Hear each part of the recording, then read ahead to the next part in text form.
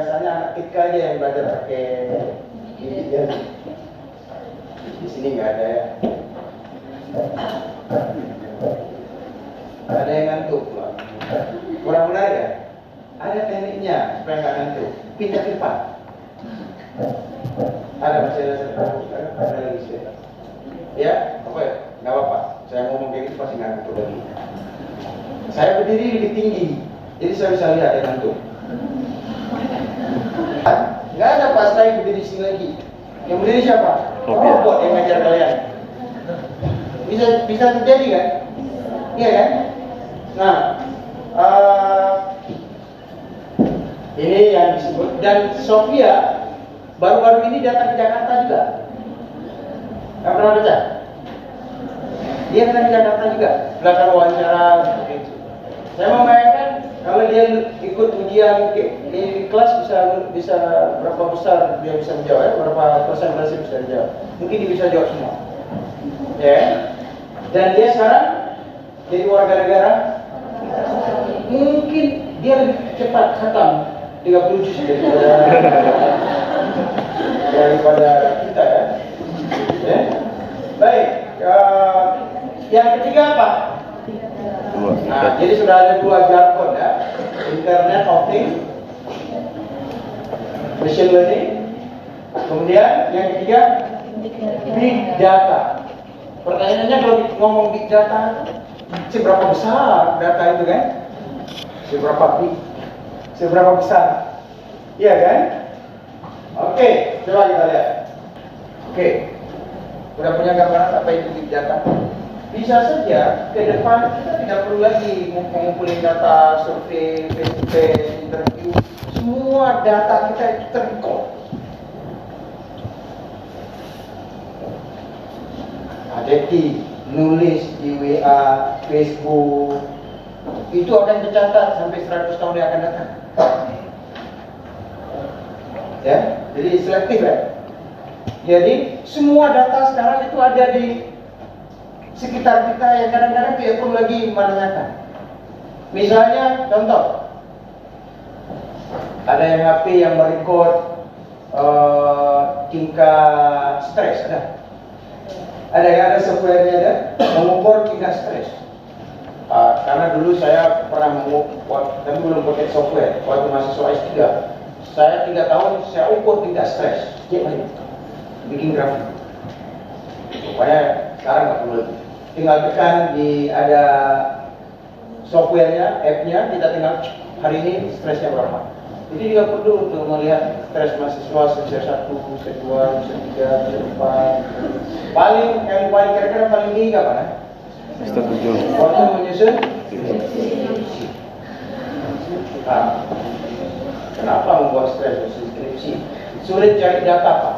Nah ingat, pikirkan juga untuk skripsi menggunakan data yang sudah ada di sekitar kita yang banyak sekali. Ya, jadi menghemat waktu kan, nggak perlu lagi pergi ke lapangan, ya kan?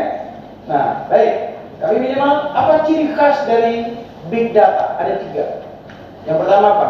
Volume. Yang kedua? Varietas. Yang ketiga?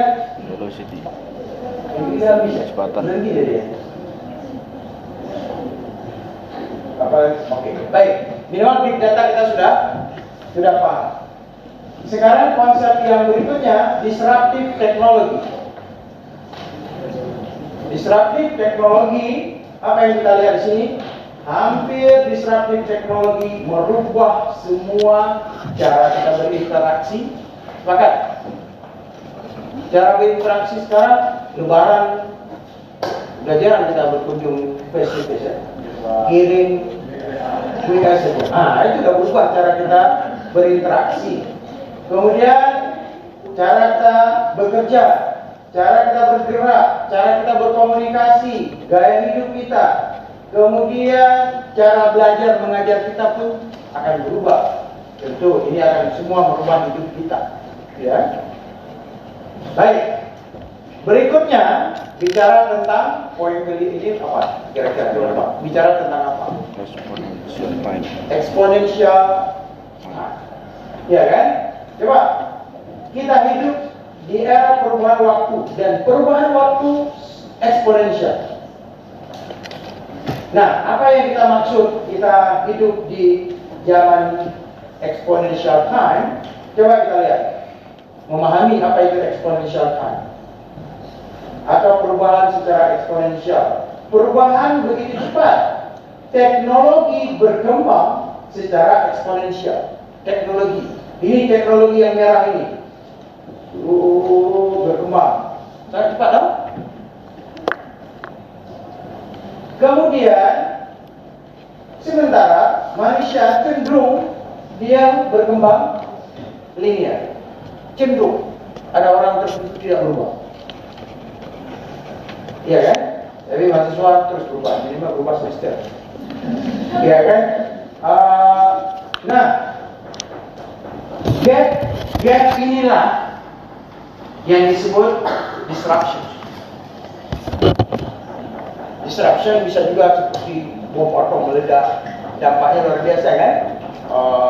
Gempa bumi, tsunami. Nah, itu beberapa contoh yang dahsyat disruption. Apa implikasi kita? Apa implikasinya? Implikasinya kalau teknologi berkembang seperti eksponensial, kita nggak banyak berubah. Apa yang terjadi? Ada disruption, ada ledakan. Kalau sekarang kecil-kecilan kita sering ngomong apa? Tinggal zaman, gaptek, apa istilah lain? Hah? Kurang update. Kurang update. Nah, saya juga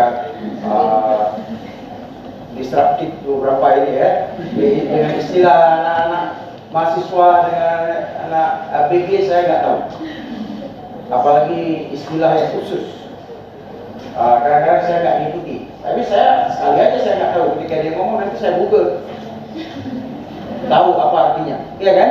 Jadi tidak ada kata yang lewat begitu saja yang kita tidak paham. Sepakat?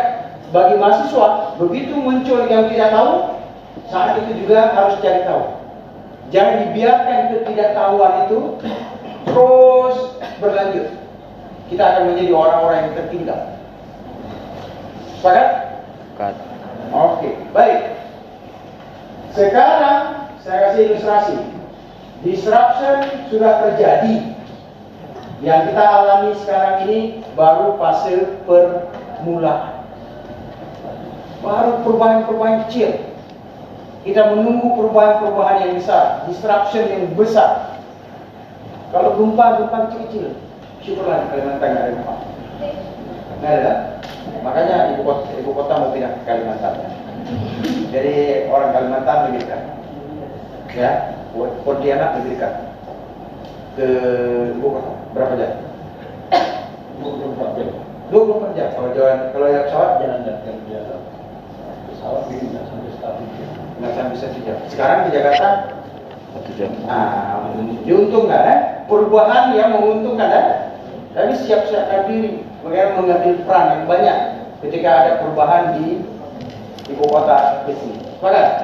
Jadi kalian berada di Pulau Jawa. Kalau orang Pulau Jawa sekarang banyak diuntungkan, Sekarang kalian berada di Pulau Kalimantan, ke depan banyak diuntungkan.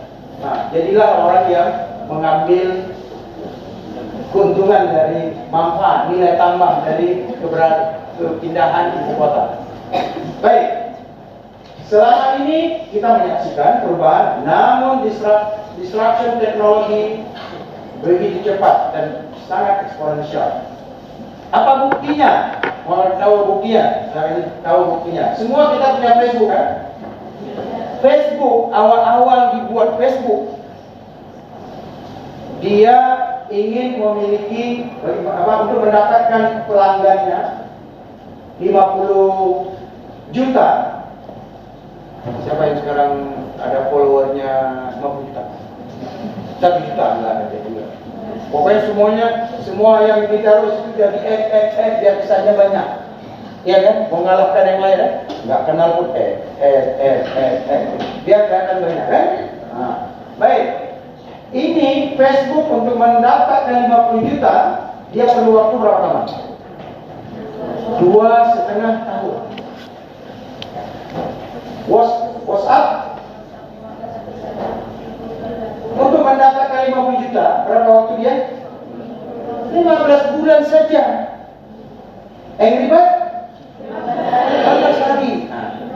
contoh. Orang memerlukan 2,5 tahun, dia 15 hari. Coba bayangkan, apa yang akan terjadi? Cari dulu. Orang yang cepat, dia yang akan menguasai semuanya. Orang 3,5 tahun udah lulus. Kita 7 tahun.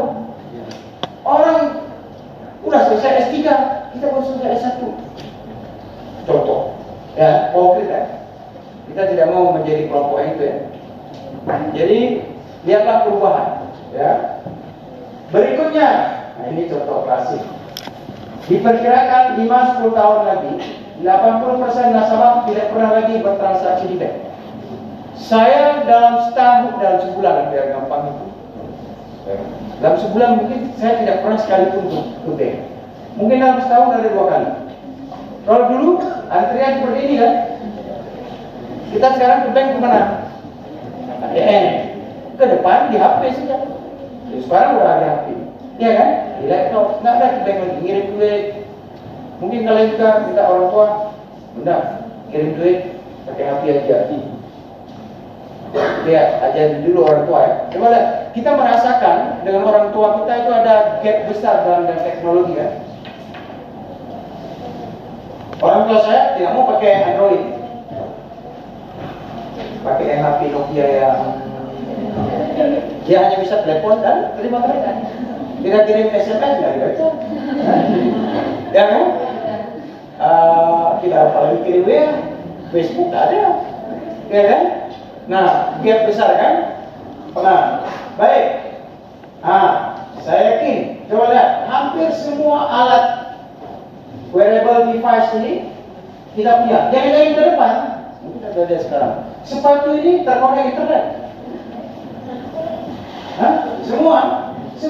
Hampir semua kita punya ini terkonek. Dan alat-alatnya begitu mudah. Begitu murah sekarang. Kacamata, selama ini kita lihat 007 filmnya pernah nonton? Perasaan keren kali kacamata bisa menembak, iya kan? Itu hayalan sekarang jadi kenyataan. Dompet nggak usah khawatir, walaupun nggak ada isinya. Berada di mana? Tahu. Saya kasih ilustrasi satu. HP ini bukan jualan HP.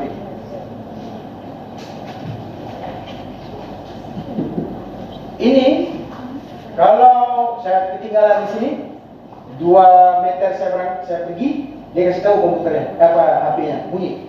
Ada sesuatu yang tinggal Pak. Dan karena ingatin sama kayak HP sekarang, begitu mau habis baterai itu bilang, laptop Anda mau habis baterai. Coba lihat, semua sekarang terconnecting dengan internet of things tadi, dan inilah semuanya. Coba bayangkan apa implikasi buat kesehatan masyarakat ke depan. Implikasi buat kesehatan manusia secara umum bagaimana? Bisa positif, bisa negatif. Bisa memudahkan hidup kita. Ya, coba bayangkan. Saya misalnya mengajar sekarang ini UMP ya. Dan kalau saya rekam, saya live, itu bisa ditonton seluruh orang yang menonton, berapa banyak? Iya kan? Sekarang tidak perlu kita mau ngambil S2, S3 ke Amerika. Daftar saja, semua bisa kita belajar di depan laptop kita. Datang sana waktu wisuda aja. Karena waktu dia lihat foto-foto saya, waktu wisuda kan momen foto-foto. Baik, jadi teknologi sudah seperti ini. Anak kecil coba lihat sekarang. Anak kecil juga punya HP, punya, iya kan? Jam tangan itu kan? Jam tangan. Udah jemput saya, iya kan? Keren kan? Anak kecil saja, semua device teknologi. Nah, ini semua yang kita ceritakan yang terjadi di lingkungan kita. Lalu kita berpikir, apa ini semuanya buat kesehatan masyarakat, dampaknya? Apa ini semuanya berdampak terhadap kita sebagai mahasiswa? Dan terhadap pekerjaan kita ke depan, terhadap karir kita ke depan, terhadap masa depan kita. ya kan? Dan apa yang harus disiapkan? Nah ini tadi ya, kita lewat ini ya, tidak boleh cerita tadi. Karena Ibu Linda udah lele aja, mungkin saya sebagai berapa? Oke lagi ya? Oke, baik. Pertanyaan berikutnya, apa selanjutnya?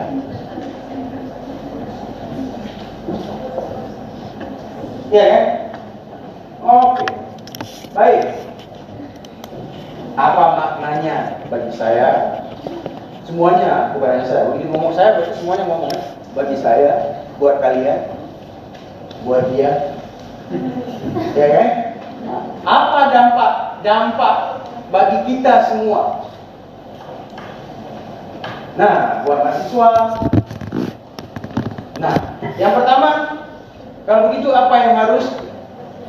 Apakah pertanyaannya? Apakah kita sudah siap melihat perubahan apa yang terjadi di lingkungan kita sekarang? Apakah kita sudah siap? Ini melihat. Apakah kita siap akan terjadi sesuatu di depan kita? Kalau kita, nah, coba lihat saya bilang. Begitu baiknya komputer harus nanti tahu.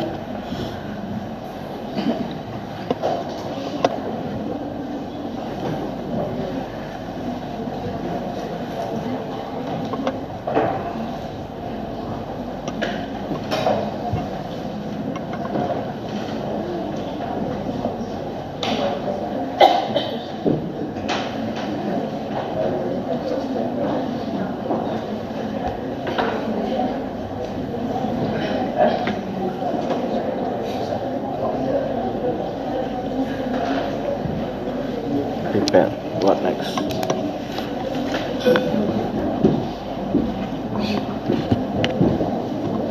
Baik, apakah dari cerita tadi, pertanyaan berikutnya, apakah kita sudah menyiapkan diri? Tunjuk tangan, sudah menyiapkan diri. Saya nggak tahu, mungkin di sini agak sulit menunjukkan tangan ya. Tadi pagi guru datang ya, sempat pakai resonan.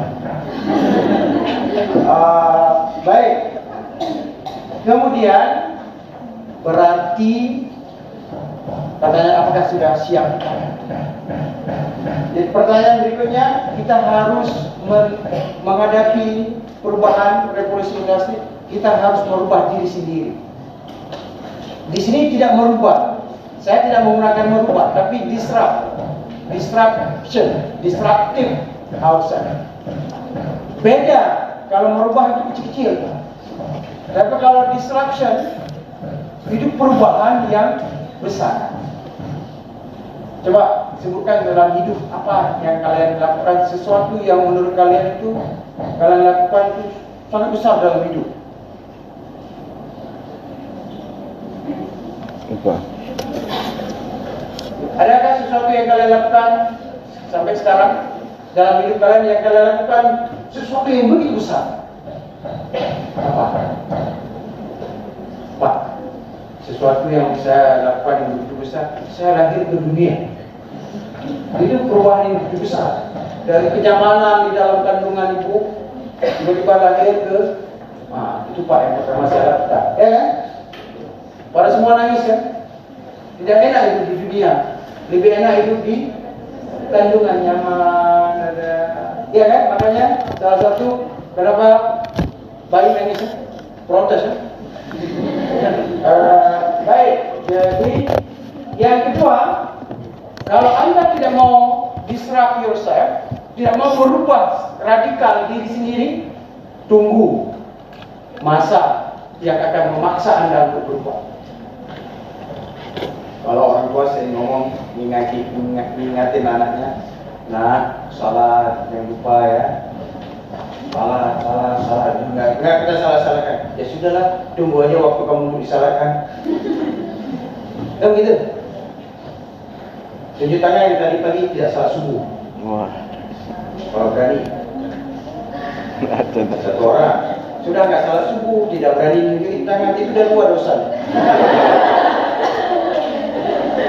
Oke, jadi mulai hari ini berubah. Ya, tidak ada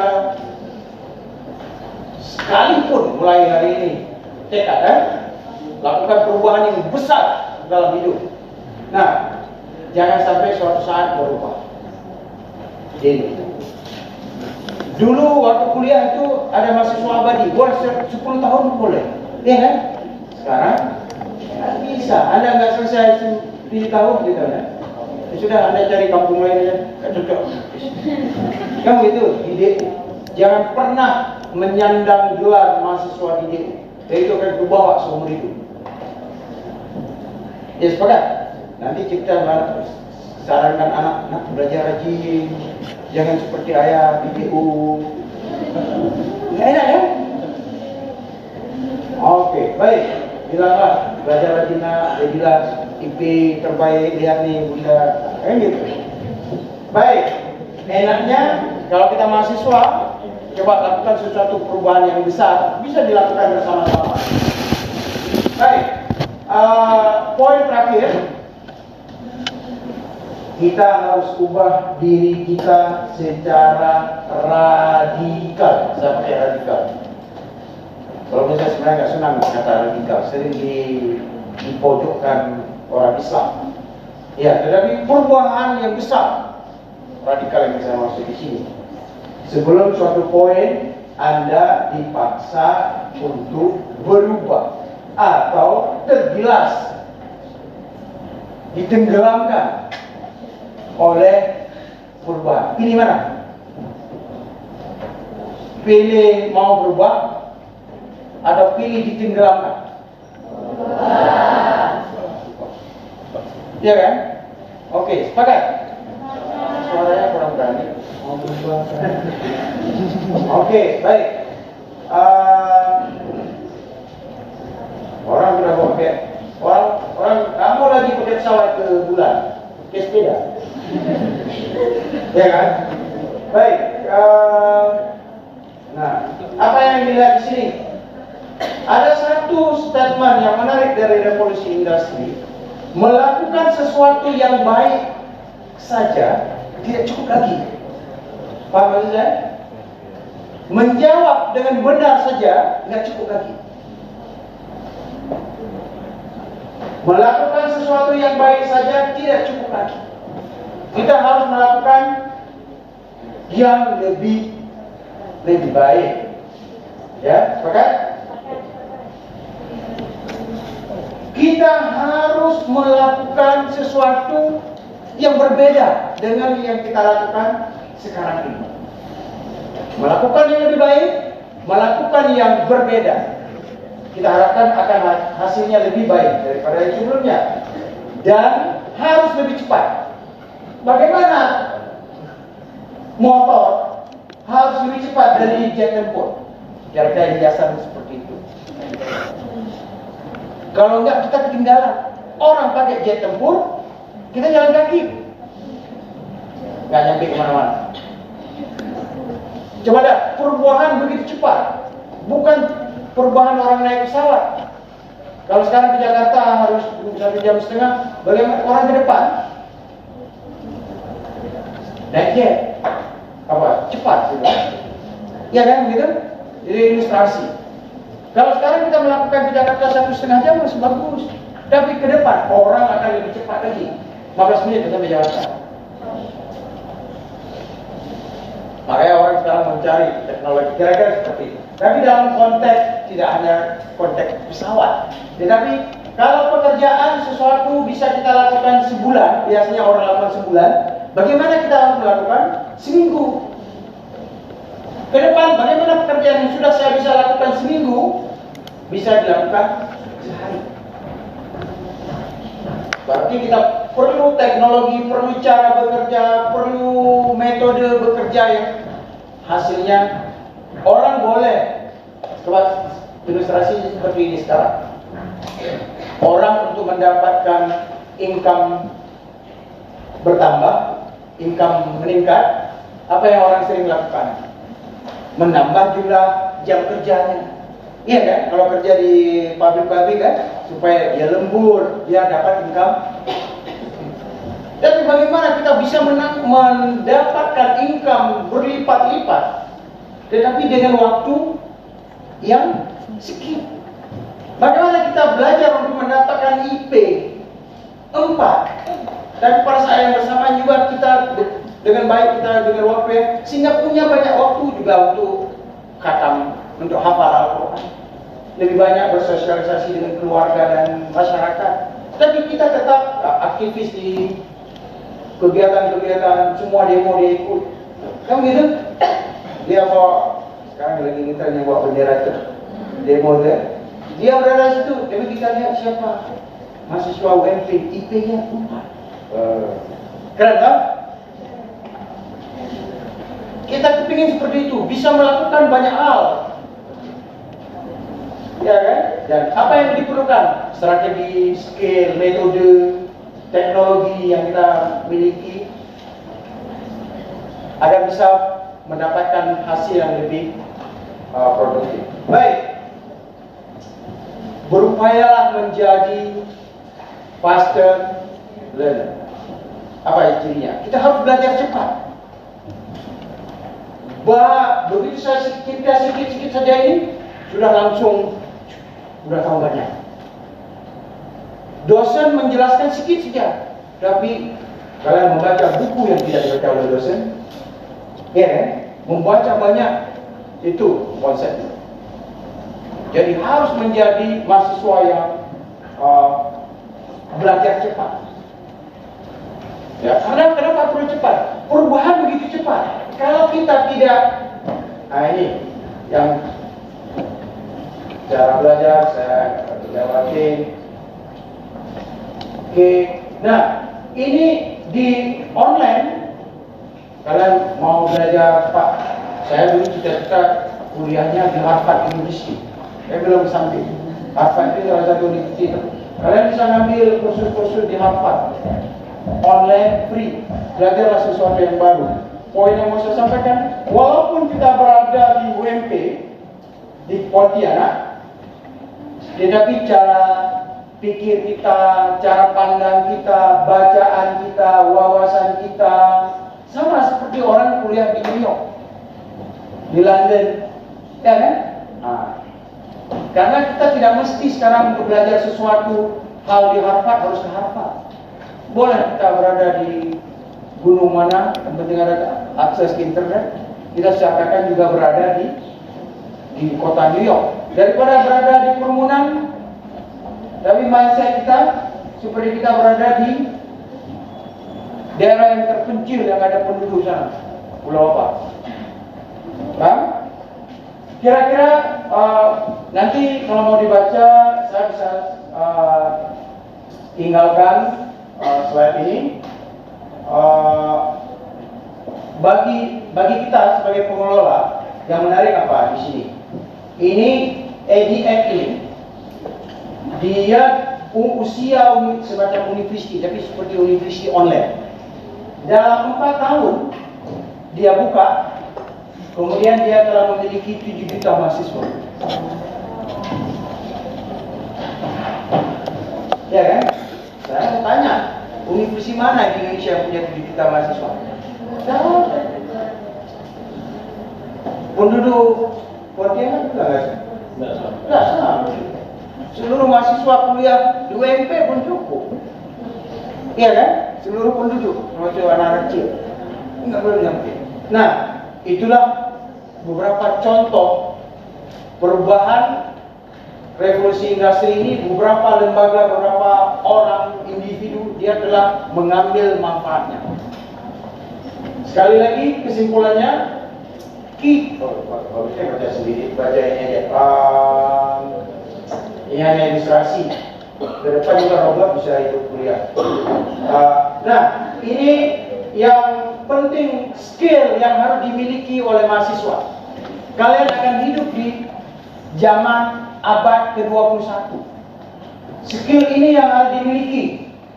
Yang sebelah sini foundation literasi, kompetensi. Ini karakter yang harus dimiliki. 11 saja, coba apa ini tulisannya? Curiosity. Curiosity, ya kan? Apa artinya curiosity? Penasaran. Rasa ingin tahu, rasa penasaran. Ketika melihat sesuatu itu, rasa ingin tahu yang muncul. Kalau setiap ada yang baru yang muncul di depan kalian lewat saja, berarti rasa ingin tahunya tidak ada. Dan itu bukan mahasiswa yang akan hidup di zaman abad 21. Kalau merasa diri adalah generasi yang hidup di zaman abad 21, maka beberapa karakter sini salah satu adalah curiosity. Kalau dilihat kompetensi ini, hampir sebagian besar itu ada pada kompetensi. Coba lihat, 8 kompetensi Kesmas. Apa? Nah, ada beberapa itu yang dirancang sesuai dengan kompetensi yang mahasiswa yang akan hidup di zaman abad 21. Oke. Belajar hal yang baru, tidak mesti berada ikut-ikut conference, bisa online. Oke, ini banyak, saya lanjut saja, nanti bisa sambil bertanya. Jadi kesimpulan, ini pertama apa? Revolusi industri yang dipicu oleh disruption inovasi dan teknologi seperti IoT, machine learning, artificial intelligence bukan lagi sebuah fiksi ilmiah. Sepakat?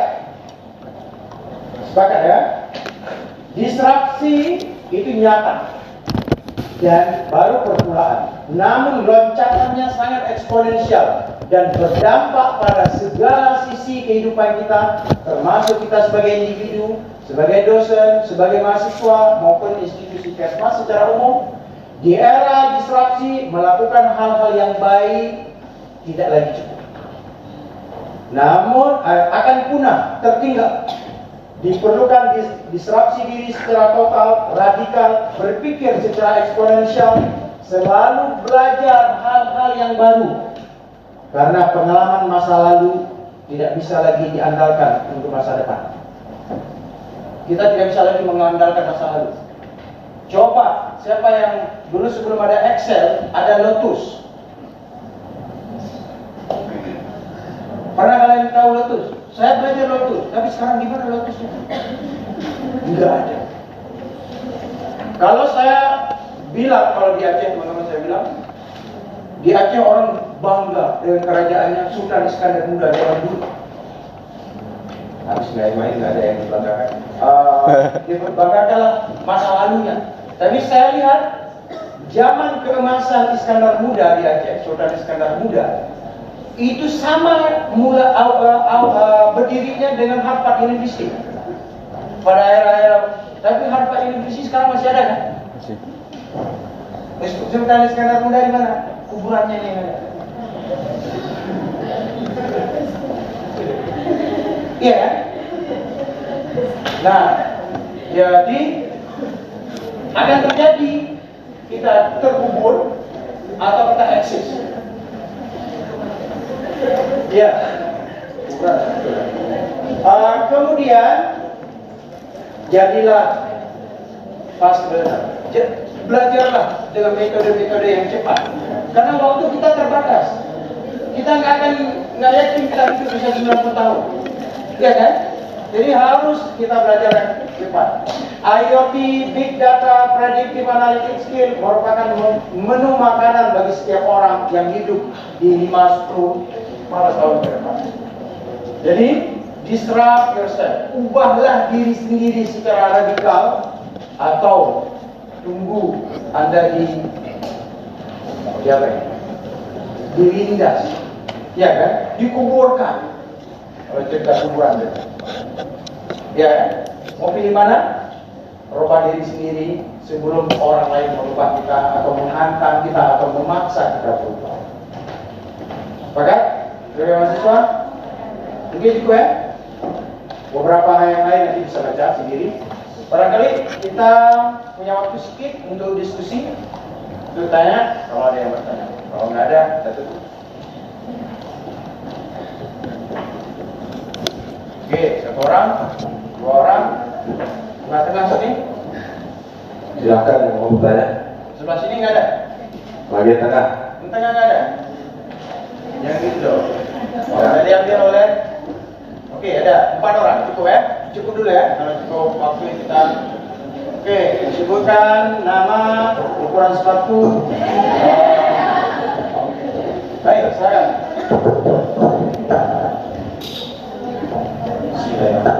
Assalamualaikum warahmatullahi wabarakatuh. Sebelumnya perkenalkan nama saya Edi Roli. Edi, Roli. ukuran sepatu. Berat sepatu 41. Itu juga secara lain memprediksi stunting atau tidak. Oke, terus. Pertama-tama saya ucapkan selamat datang di Pontianak, bro. Ya. Alhamdulillah. Saya sebenarnya tidak ingin bertanya, hanya meminta saran lebih saja dari Profesor.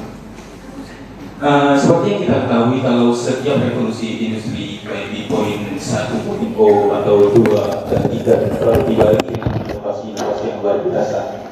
Tapi jangan inovasi yang ada di revolusi sebelumnya dari 1 sampai 3 itu membuat produktivitas manusia bertambah. Gitu. Jadi kalau di industri 4.0 ini saya rasa kebalikannya, yang mana bukan hanya menambah produktivitas manusia, tapi juga menggantikan produktivitas manusia. Kalau dalam bidang olahraga kita bisa lihat sudah tercipta goal line teknologi garis gawang yang tentu saja akan mengacau pekerjaan pengemudi keringanan. Dan 2018 kemarin juga diciptakan VAR, video assistant referee, yang akan mengancam kerjaan wasit. Belum tadi Profesor juga berbicara tentang artificial intelligence. Pemain bola. Iya. Pemain bola. Bukan. Pemain bola. Bahasa bola. Jadi lebih besar capitalization efeknya daripada distraction efeknya kalau di revolusi industri 1 sampai 3. Tapi kalau di revolusi industri 4.0 ini lebih besar distraction efeknya daripada capitalization efeknya, yang mana teknologi itu yang akan menggantikan kita nantinya. Nah, kita di sini kan para mahasiswa calon-calon sarjana ini kan bukan pencipta teknologi baru, kita pengguna. Nah, maka dari itu apa yang harus kami lakukan untuk melawan kecepatan daripada teknologi ini dan zaman yang lekas berubah ini? Oke, Sekian. yang bagus. Salah satu ciri profesor itu cepat lupa, ya kan? Bagaimana kalau saya jawab dulu? Yang lain masih bisa, ya kan? Kalau ada pertanyaan yang sama nanti masa jawab lagi, masa ditanya lagi kan? Tadi ada sama dengan slide saya. Perubahan teknologi itu sangat cepat, kan? Dan kita nggak bisa ngerim, ya? Kita belokin nggak bisa, kan?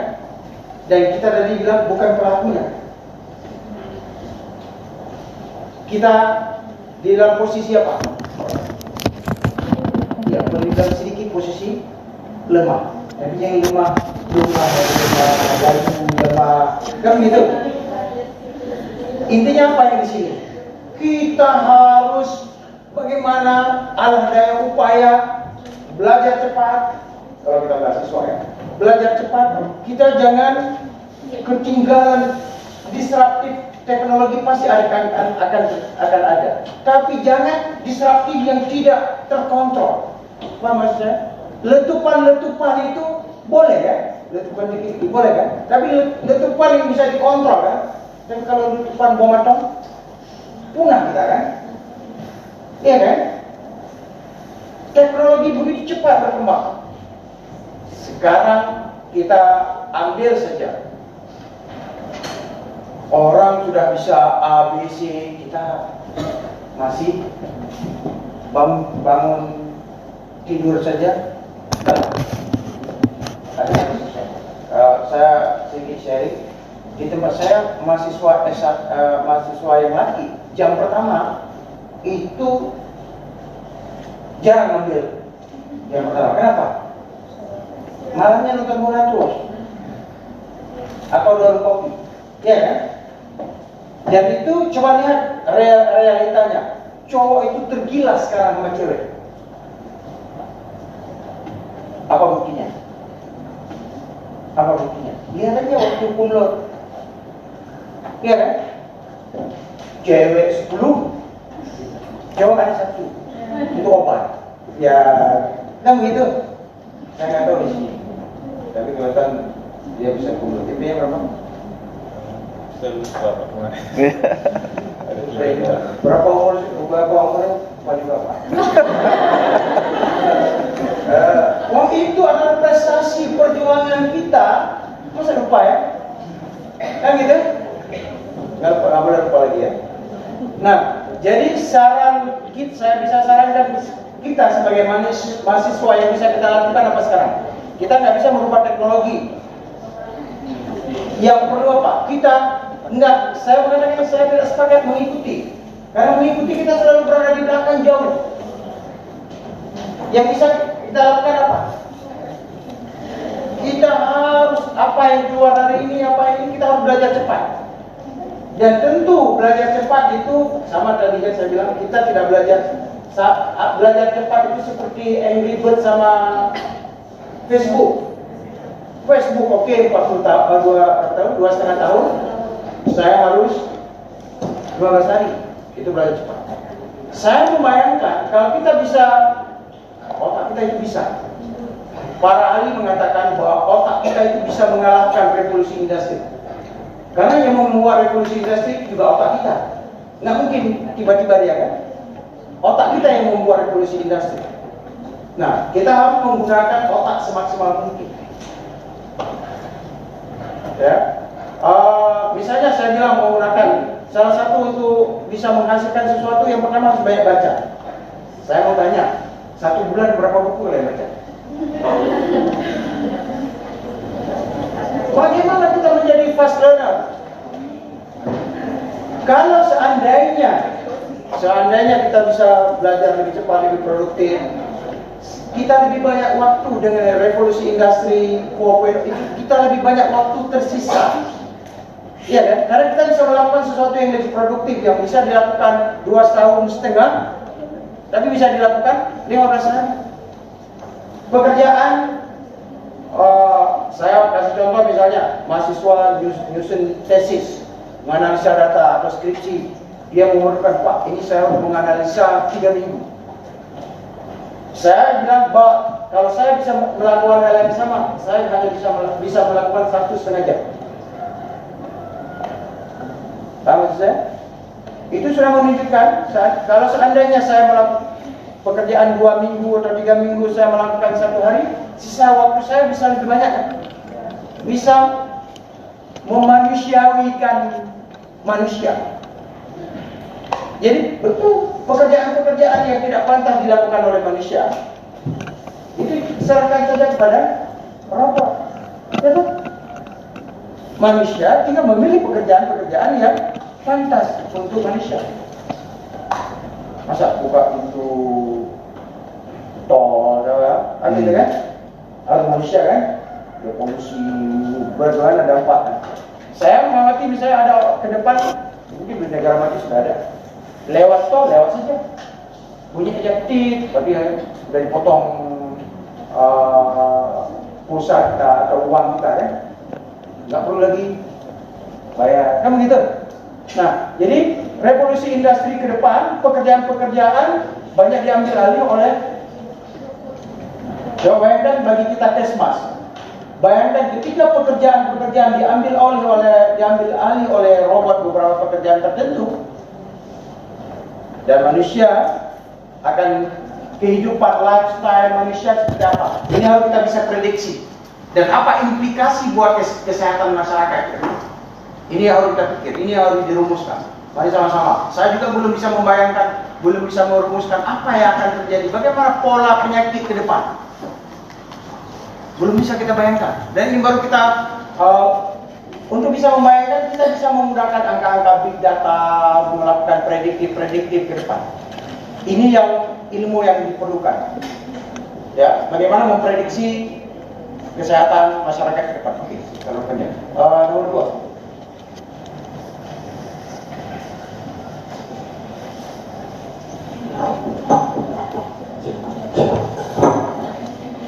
Assalamualaikum warahmatullahi wabarakatuh. Perkenalkan, nama saya Yoga Losanjo. Yoga mahasiswa Angkatan 2017.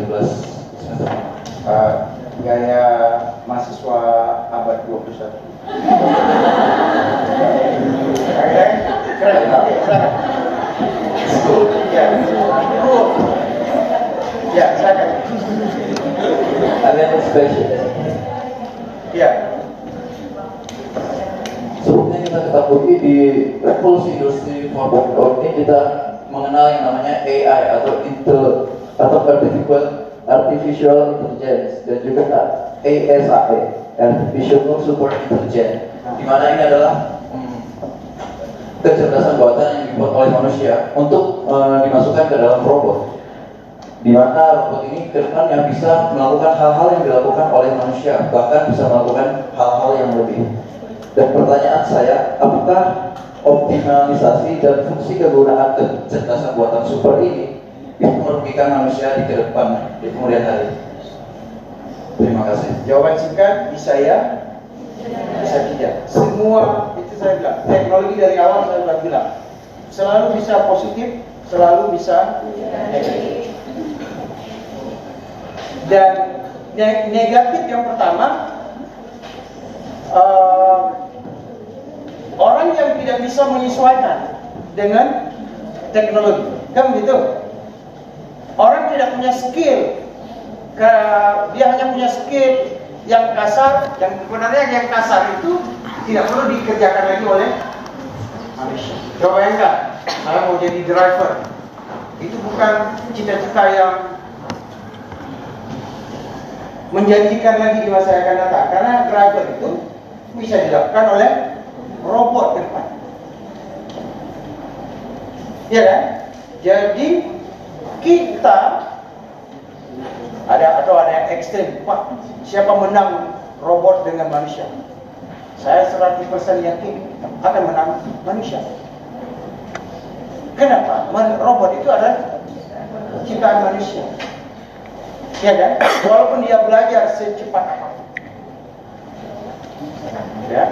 Yang kita sedikit risaukan, pekerjaan-pekerjaan tertentu akan diambil alih. Tidak masalah, silakan. Kita bisa mengerjakan pekerjaan-pekerjaan yang lebih manusia. Dan kita lebih bagus berpikirnya daripada robot. Kalau kita mau berpikir. Ya.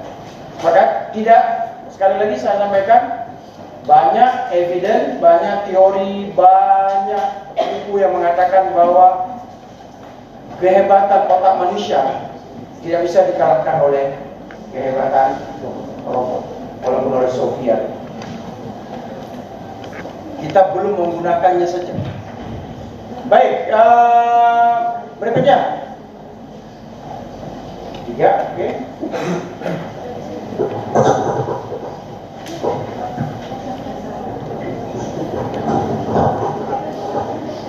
Assalamualaikum warahmatullahi wabarakatuh. Perkenalkan, nama saya Febri Kamalinda. Di sini saya akan bertanya sama Profesor, bagaimana penemuan mesin dan sejenisnya mampu mengubah tatanan sosial masyarakat, baik dalam hal pekerjaan, sektor sosial maupun pemerintah dalam tantangan tingkat pengangguran di era revolusi industri. Dalam tantangan tingkat pengangguran di era revolusi industri. Oke. Sepakat. Orang mencemaskan, Pak, kalau semua pekerjaan diambil oleh robot, nanti kami nggak ada gunanya kuliah, Pak. Kan gitu? Semua pekerjaan, dan itu juga yang dikhawatirkan ketika penemuan kesemua, ya kan? Lahirlah industri-industri. Orang, ini pekerjaannya akan diambil alih. Nah, saya ingin mengatakan,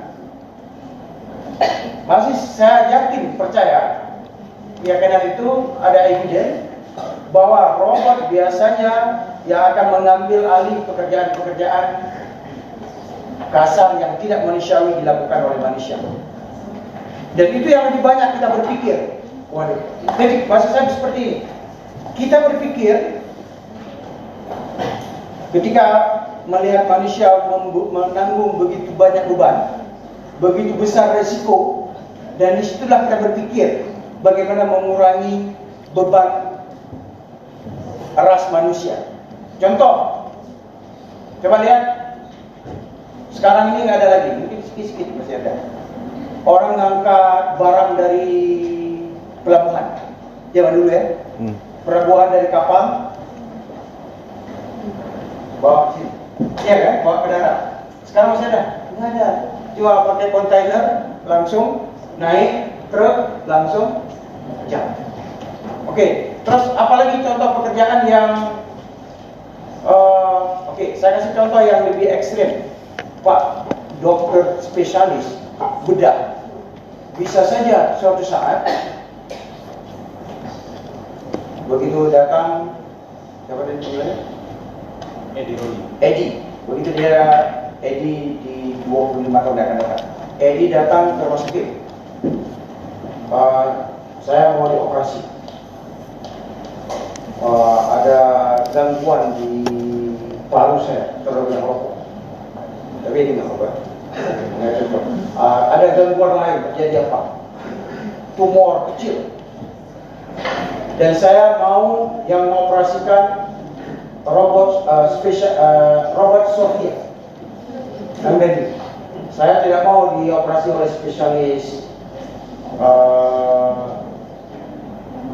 siapa manusia gitu. Karena nanti ada error, ada ini. Saya percaya sama robot. Dan itu kekhawatiran ya, itu mungkin pertanyaannya. Pekerjaan-pekerjaan kasar kita rela ya. Ikhlas kan? Sepakat? Yang pekerjaan skill yang seperti itu harus diserahkan kepada, saya mau nanya, sebenarnya spesialis bedah itu pekerjaannya itu sebenarnya cukup canggih ya, cukup tapi bisa dilakukan oleh robot. Pertanyaan berikutnya, nggak ada lagi yang kuliah. Jadi sekarang orang mengatakan begini, orang membayangkan ratusan pekerjaan yang ada sekarang akan hilang. Orang memperkirakan. Tetapi juga orang berpikir, ketika pekerjaan A hilang, manusia akan berpikir juga akan melakukan pekerjaan-pekerjaan lain. Jadi tetap akan ada. Tidak akan punah manusia, kekhawatiran Pak ini manusia akan punah, semua pekerjaan dilakukan. Malah saya melihat sebaliknya. Dengan banyak sekali robot-robot lahir akan membuat kita lebih banyak waktu memperlakukan teori saya berulang kali saya sampaikan tadi. Saya yakin dengan banyak pekerjaan yang bisa dilakukan, yang kita lakukan bisa dilakukan oleh robot, kita akan lebih banyak pekerjaan lain yang bisa kita lakukan sebagai layaknya pekerjaan yang dilakukan oleh manusia terhormat. Serahkan saja yang bisa dilakukan oleh robot. Coba sebutkan satu contoh yang robot nggak bisa lakukan. Banyak. Nah, jadi nggak usah khawatir, masih banyak pekerjaan buat manusia. Baik, saya mau ngomong panjang, tapi Ibu Linda punya agenda lain, ya. Kita bukan ingin berkompetisi dengan robot. Kuliah hari ini, kuliah kamu hari ini, tetapi kuliah hari ini ingin memberikan wacana wawasan bahwa kita akan hidup di zaman seperti itu. Apa yang bisa kita lakukan sekarang sebagai mahasiswa? Apa poin-poin yang bisa diambil? Silakan. Kata-kata kunci pas belajar sesuatu yang lebih baik, lebih cepat, merubah diri sendiri pada yang lebih baik, dan rubahlah secara radikal sehingga kita akan menjadi orang yang bisa kompatibel dengan perubahan. Kalau tidak, kita akan gila. Barangkali demikian paparan singkat. Mudah-mudahan ada manfaat buat kita semua. Dan waktu kita 2 jam, 3 jam hari ini, dari jam 9 dan 10 sudah 2 jam, bisa menjadi amal soleh kita semua. Dan saya akhiri, Assalamualaikum warahmatullahi wabarakatuh.